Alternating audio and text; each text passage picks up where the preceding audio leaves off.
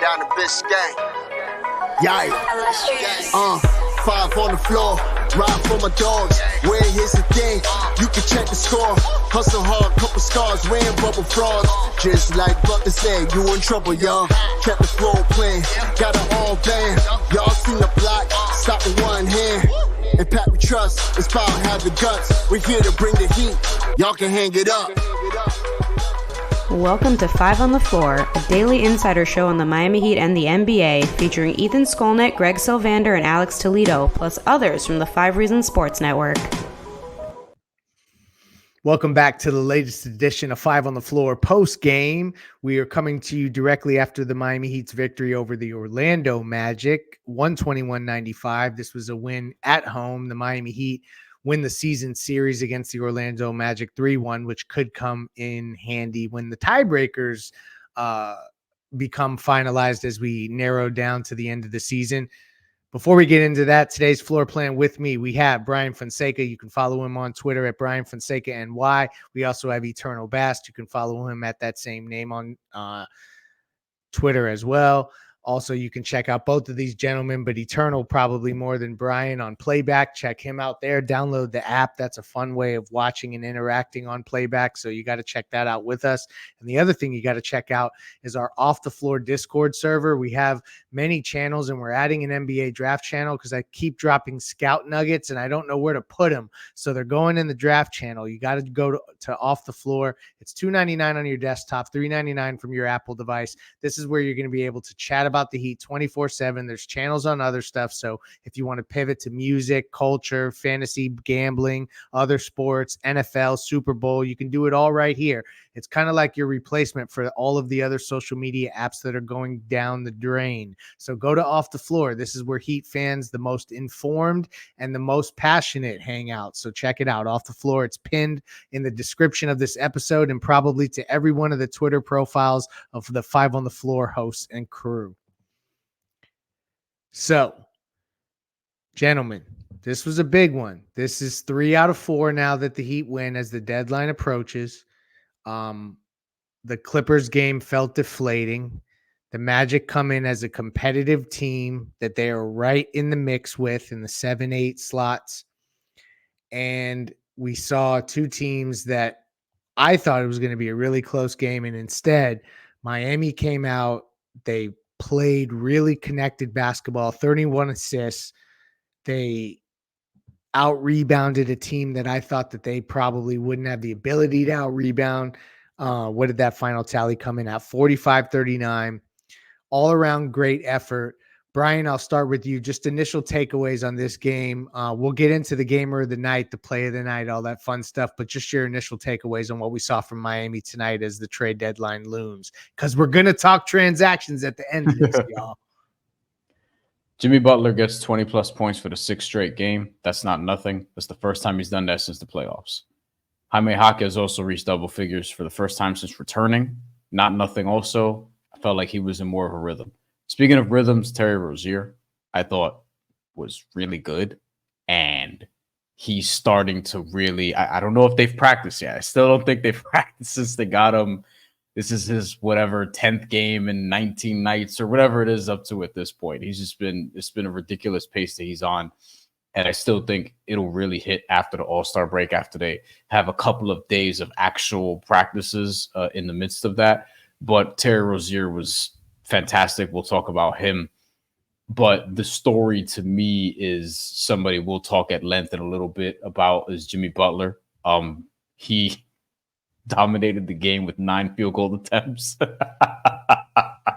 And this is what I tell people. Like, this is why free throw rate matters. And this is why being able to get to the line, if you're a star, if you're going to be a star, that stuff matters, because you can put up a single-digit amount of field goal attempts, but he's attacking the basket, and he's right on pace with what the calendar says.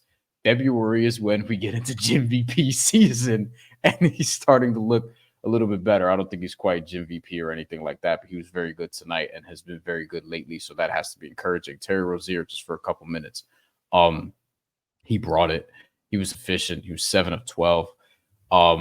I thought that he was taking more smart shots Today, I felt like the stuff that he was doing was more in rhythm. This evening, the 18, 7, and 6 stat line is very nice and part of it, and kind of what you traded for, but also just looks more comfortable finding guys in the right spots and things of that nature. I thought that he was very complimentary to what Jimmy in particular was doing out there, which is interesting because if those two have a chemistry, Terry Rozier is going to close every damn game possible. If that's going to be the case. And otherwise, interesting decision to put Caleb Martin in the starting lineup over Haywood Highsmith. I felt like he was more ignitable, and I don't feel like Haywood Highsmith is, if he isn't giving you lockdown defense, he's simply not giving you enough. And honestly, I don't know how many NBA teams he'd be in their rotation right now with the way he's been shooting the ball as of late. So I'm really fine with that. I don't think Caleb Martin should be the long-term starting four. I feel like their starting four probably isn't on the roster right now, or at least shouldn't be. And we'll perhaps talk more about that at the end of this. But overall, I think it's a resounding A+ night for them, and they haven't had many of those this season. I'm glad you brought up Caleb starting because I would have glossed over that, and we should start the pod there. And Eternal, I'm coming to you with this. So just for anybody who didn't get to catch the game, we expected Haywood Highsmith to start at the 4 because that's what's been happening lately. And instead, Caleb Martin was inserted, and it's the lineup that I think maybe people thought could become a closing lineup. And now it's the starting lineup, which is Bam, Caleb Martin, Jimmy, Terry Rozier, and Mr. Tyler Hero. Thoughts on that starting lineup change? What do you read into it, Eternal? But also your initial takeaways on tonight's win. I thought it was kind of surprising for him to put Caleb in there, considering who they was matched up against. I mean, you're talking about a really, really big Orlando Magic team. So when they came out, it wasn't like Miami plays stifling defense against them. They did cause some turnovers, which is a good thing. Kind of disrupted them with some zone, kind of really threw them off to start off. So I think it worked in parts. They were able to get a somewhat of a lead, and they just kept, when Orlando would come back, Miami would kind of increase it throughout the game. And so when they made the run at the end, like Bryan touched on, Jimmy just had that crazy, 30 seconds where he basically scored 8 straight points. So, so you got 24 minutes and 40 seconds from Caleb. They ended up closing with Terry, Jimmy, Josh, Duncan, and Bam. So you only got 26 minutes from Tyler. But I think the main takeaway from the night is, if I read these off to you, you got 9 shots from Jimmy, 9 shots from Caleb, 9 shots from Bam, 13 shots from Tyler, 12 from Terry, 11 from Jaquez, 7 from Josh, 9 from Kevin, 7 really from Duncan. Evenly distributed. Yeah, it's just even. But I'm laughing because Tyler still had the most. He always finds a way. No, but to your point, it is pretty interesting to see that shot distribution get so even. But there was one guy that kept stopping the runs. Let's go to him now, the gamer of the night. And now on 5 on the Floor, it's time for the Gamer of the Night, sponsored by Rock Esports Center, the place to eat, drink, and play all day. Host your next birthday party with them. Located at 15305 South Dixie Highway in Palmetto Bay. They've got a 5,500 square foot state-of-the-art center equipped with all the high-end power. Play all day passes available for just $25, but if you mention 5 reasons, it's just $20. So mention 5 reasons or 5 RSN. You get to play all day for $20. And now, the Gamer of the Night. So pre-show, Bryan immediately started talking about the run-stopping abilities of Jimmy Butler. I think we'll start there. Eternal, you noted kind of we buried the lead a little bit here, and that's okay. Talk about Jimmy Butler's performance tonight, what he did on such efficiency, low shots, the fact that now over a several game stretch, it looks like we're starting to get second half of the season Jimmy, and just your overall takeaways on Jimmy Butler, who is the Rocky Sports Gamer of the night. I would say the thing that stood out the most, which is what we've been touching on a lot this season, Brian, Greg, is that Jimmy finished the game with 3 steals. I don't know how many deflections that he had this game, but he was way, way more active and kind of what we've been used to seeing for the past, during his Heat tenure. Because that gives you a barometer of where Jimmy is energy-wise, engage-wise, and everything like that. But even to that point, there were still points throughout the game where Jimmy was overpassing and things of the nature. And he's such a frustratingly great player that you just know there are levels, even when he's coasting, where he can still be the best player on the floor. Yeah. Right. And he proved it when Orlando got, I think, within either 10 or 9. Jimmy scores 8 straight points. Game is over at that point. Like he hits a fall away 3 in a corner where it was like he's trapped in the corner, hit a fall away 3 over Mo. Comes down off a fast break. Terry pushes the pace, throws it to Jimmy. No one's in anywhere area code of Jimmy. He pauses before he shoots the 3, makes it. The next possession, he comes down and he gets a 3-point play.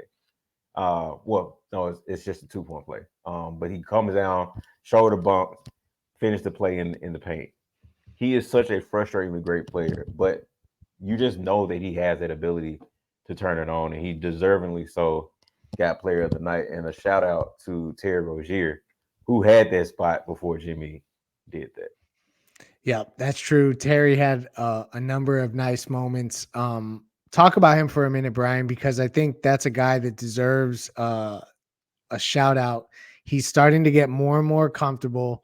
He's looking better on offense. The rebounding has been a really pleasant surprise from him.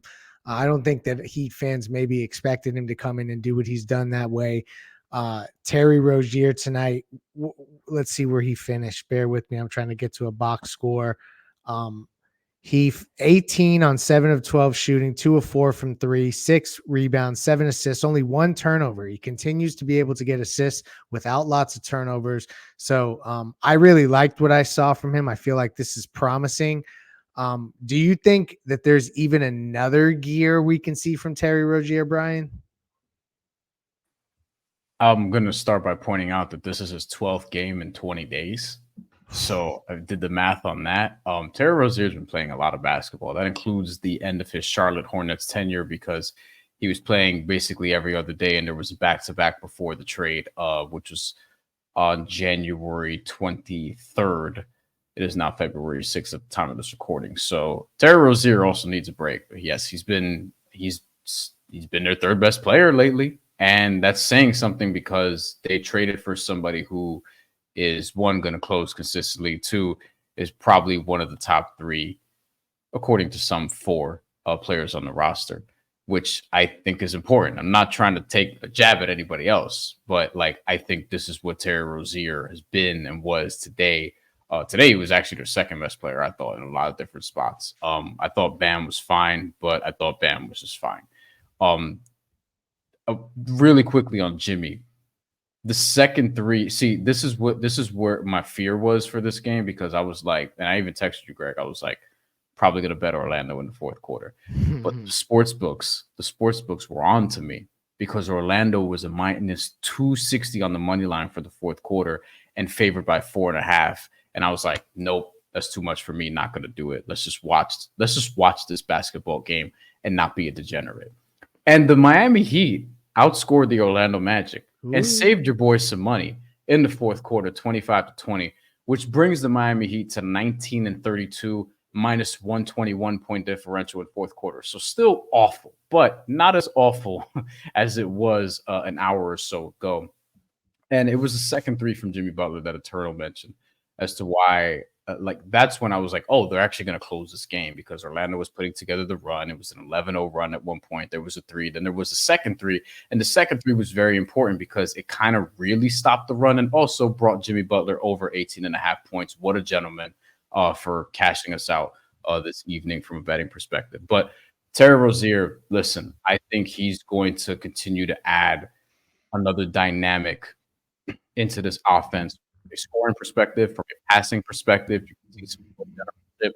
I think he complements their best player as well. I think he's had chemistry with Jimmy Butler. There's chemistry to be had with Bam Adebayo. I think he complements Tyler Hero, who he put up gaudy stats, but I thought Tyler was fine tonight and did a good job of not trying to do too much and was really within the flow of the game, which is kind of what you want to see more, just perhaps, get downhill a little bit more often. And I think I think Terry Rozier's trying to complement other guys and do that well. I think he's been doing that so far, especially the last couple of games. And I think it's going to get better as they continue to get more reps and maybe get a couple practices in during the All-Star break. Before we shift to transaction talk, because it's a few days from the deadline, and that's all y'all want to hear us talk about any damn way, we want to close the book on the Magic Heat. 121-95 was the final score. Eternal. Franz Wagner was up in Detroit the other night and dropped 36. Tonight, he was a much more pedestrian 5 of 15 from the field for 13 points. Single game plus minus be damned. He was a minus 20. What did they do different on Franz that got him struggling? And then your final thoughts on just everyone else, the others, the Jay Riches, the Jaquez, the Duncan Robinsons, the Kevin Loves of the world. I think, the zone really bothered them because they don't have really good shooters on the Magic. If there's anything I see them addressing at the deadline is probably adding some shooting. Franz was 1 of 7 tonight from behind the line. Paolo was 1 of 4. Wendell Carter Jr. Wink was 2 of 4. Jalen Suggs was 1 of 6. Markelle Fultz was 1 of 2. So it's not like they got a lot of shooting. So their zone really bothered them, made them have to get in the middle of the zone to score, and that's what Franz did, in the fourth, which is where he scored majority of those points. Where he just looked bigger on the court and he started to use that size to his advantage. But Miami did such a good job, and then Jimmy shut the door. Not only Jimmy, Terry hit some very timely shots in that fourth quarter. So shout out to Duncan, shout out to Josh Richardson as well.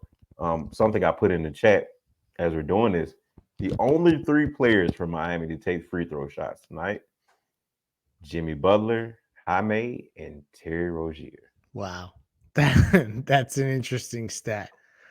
You don't expect the scoring to be so evenly distributed, but then the free throw attempts to not be distributed that way. That's an interesting element to this game.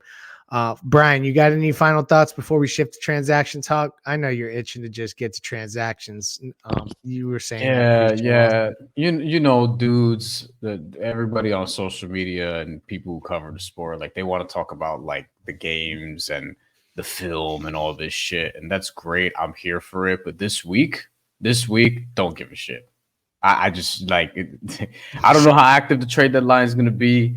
Been hearing some things, things of that nature, but it's been very slow. What have you been? Okay, talk about that. Why would it be slow? Because there are kind of like last year, although we did see a flurry of trades on the actual trade deadline day the last couple of years, but kind of like last year where people are like, hey, we want to get into the play-in. Why are we going to become sellers? And there's a lot of teams that kind of need to do what Toronto did and pick a direction. Atlanta, are you going to actually hold on to DeJounte Murray, which there was some buzz about them potentially doing that all of a sudden. And even guys here's the thing you have to remember is, as we just seamlessly go into transaction talk, some of the guys that are quote unquote on the table are probably not on the table as much as we would expect given how much they've been talked about. And it's largely because these dudes like DeJounte Murray, Kyle Kuzma, Bojan Bogdanovic, Malcolm Brogdon, and some others are still under contract beyond this season, which means the teams that are potentially trading them aren't incentivized to actually do any sort of deal yet, especially when you maybe could get more for some of these guys in summer. Correct. I think that's something to watch out for. With a Bojan Bogdanovic, for example, he's an expiring contract. DeJounte Murray is going to head into a new extension. I don't know how that affects his market. I don't know if anyone's desperate enough to actually give up what Atlanta's asking price is, because they probably would have done it already.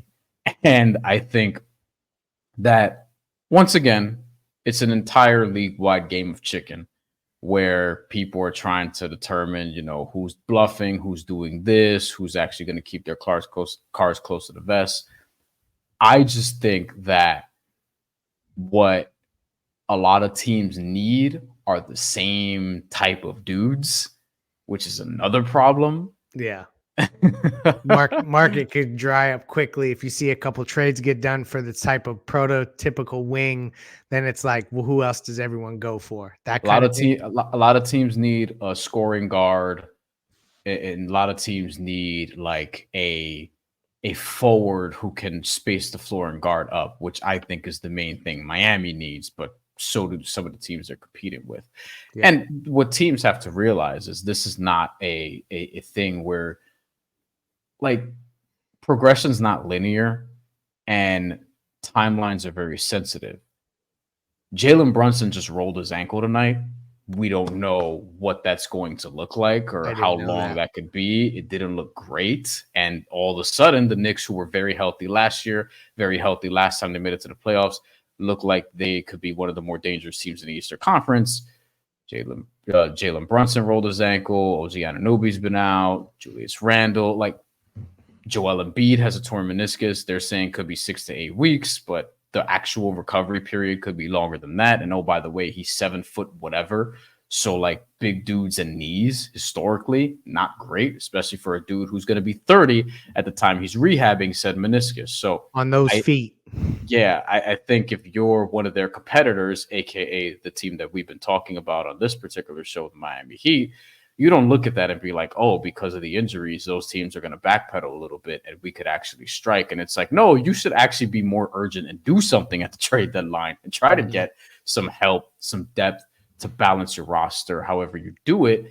And Jimmy Butler's 34 years old in a year 13, so you can't fuck around with the window.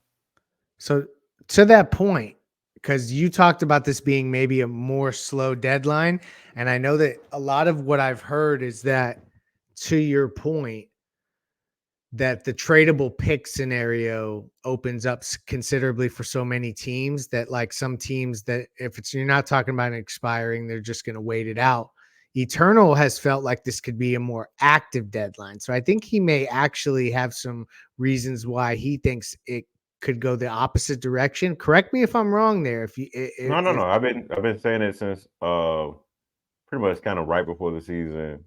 And also, like, I kind of, so I give credit and shout out to both Greg and Bryan and Ethan for having long, storied, sources in the league. For me, Eternal, for those of y'all that don't know, that join us on Playback, that don't join us on Playback or in the Discord, please check out both of those. I just read the tea leaves of what's going on. So I just kind of felt like with the new CBA and when you factor in like the play in and just kind of the status of the league, that you could find the right situations to improve your team, regardless if you're the Heat or any other team around the league. And it's starting to look like that, right? Like nobody counted on Embiid getting hurt. And so now you lost a buyer. Well, all right, Bryan, come on now. Well, or the Grizzlies, right? Like the Grizzlies getting off to such a bad start. Ja comes back. They look like they could make a run. They could be active at the deadline. Ja gets hurt, and now they're not buyers at the deadline. The Lakers are looking bad. The Warriors are looking bad, and so you just have this rumbling where maybe if you don't go after the superstar, but if you go after those right floor raisers, as we call them, those type of Antoine Walker, James Posey, Jason Williams types, right? Where you just Kelly Olynyk types, Chris Dunn types, those type of guys, Obi Toppin, Jalen Smith types that can raise your floor a little bit. Where if you have what Jimmy just did, eight straight points in 30 seconds, and you get to that level of the playoffs, and you see how Terry is blending with Jimmy and Bam, how Duncan is, you get a pop back from Jaime. All I'm saying is, hey, you just need the right ingredients mixing. You take some pieces off of this team, put the right pieces on this team, and man, you could be cooking with grease. So we need to catch up on segments now. I'm going to go to the Eric Rubenstein injury report. And now it's time for the official 5 on the Floor injury report, sponsored by our friend Eric Rubenstein, the personal injury attorney. Born and raised in Lauderdale, Florida, lives in Miami, went to St. Thomas. He's a South Florida guy and a huge Miami Heat fan. But the important thing is he can help you get your money that you deserve when something happens to you. So reach out to our guy, Eric Rubenstein. Again, ericrubenstein.com, or ask about me, I got you, on Instagram. And now, the injury report. So the injury report is clean, and that makes that a quick segment. Check out Eric Rubenstein, but that's a quick segment because the Heat injury report is finally clean, and that's a beautiful thing to say. So then you know what happens? We're going to run right into the play of the night. And now it's time for the Insurance by Lynette Play of the Night, sponsored by insurancebylynette.com, an aggressive insurance agency. You can reach out to our friend Lynette at 954-581-8800. That's 954-581-8800, or insurancebylynette.com. That's insurancebylynette.com with 2 N's and 2 T's. Your best play for auto insurance, homeowners insurance, condo insurance, life insurance, or a retirement program. Reach out to Lynette at insurancebylynette.com. So which one of y'all want to tee up the play of the night? Bryan got it.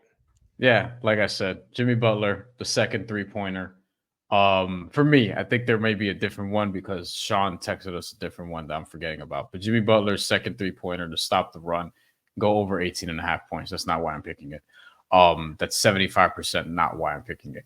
And but seriously, I thought the game was the 11-0 run started from the Magic.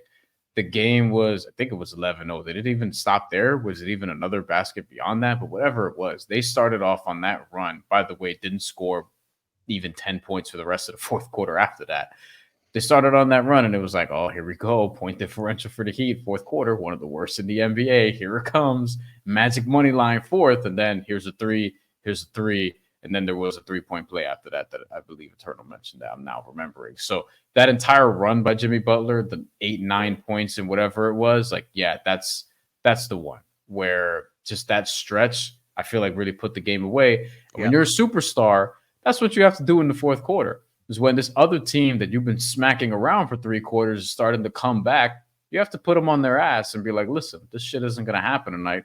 And on top of that, as you said, Greg, at the top of the show, the tiebreaker is now in the Heat's hands if these two were to be tied. But something tells me that if the Heat actually, figure some things out and go on a rhythm, yeah, they could pull away from the Magic, who probably will be in the play-in.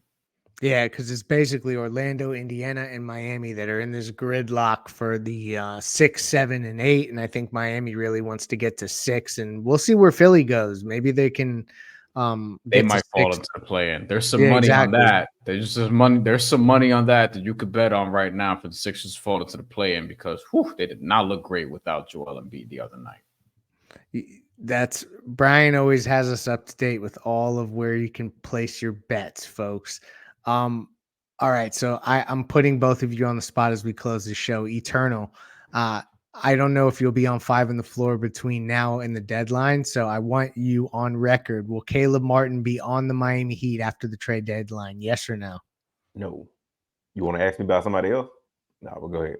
No, that's it. Bryan Fonseca. Will Caleb Martin be on? I think he'll be on the roster. I don't think tonight. I'm not cynical enough to think tonight was a showcase. I feel like the showcase for Caleb Martin was had in the Eastern Conference Finals. I don't think anything between now and the trade deadline is going to change anybody else's mind. I think they should go shopping with Caleb Martin and potentially, other guys on their roster, not named Jimmy Butler, Bam Adebayo, Terry Rozier, or Jaime Jaquez. But, I think they're probably just going to add somebody on the buyout market. Maybe PJ Tucker comes back to where he had his last good season in the NBA. I'll break the tie. I don't think Caleb Martin moves, but that's just today. Tomorrow, there could be new news that we wake up to. You're one text message, one report, one Woj bomb, one Shams bomb away Thank you to our sponsors. Thank you to Eternal. Thank you to Bryan.